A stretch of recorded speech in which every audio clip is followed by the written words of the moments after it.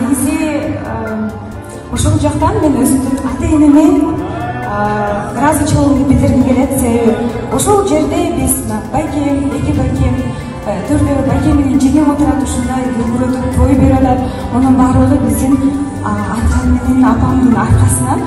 Бул нерсеге биз ата менен апамды жетпек болчубуз. Азыркы менин ийгиликтерим кичинеден бир поступенько чыгып кеткем. Ошонун баардыгы менен ата менен апамдын мага болгон ишеничи, жана мага болгон колдоосу.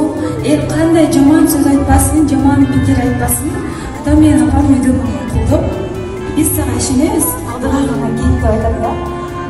Ошол күндү көрүп кеттим. Негизи мында бул нерсеге качан жетем деп кыялданчумун, бирок ошол күнү Кудайыма шүгүр жеттим, келдим.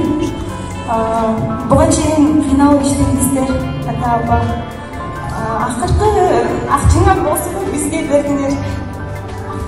Билем, атам өзүнүн айлыгын мага жумшачу.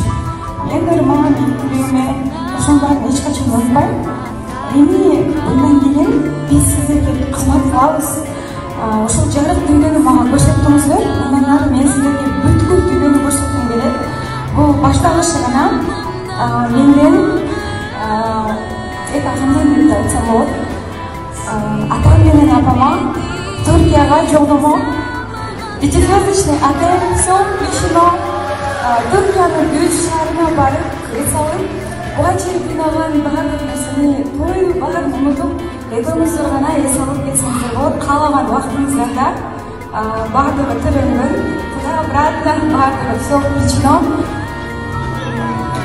Аз убакыт болсо дагы эмгектенип кеттим. Бул сиздерге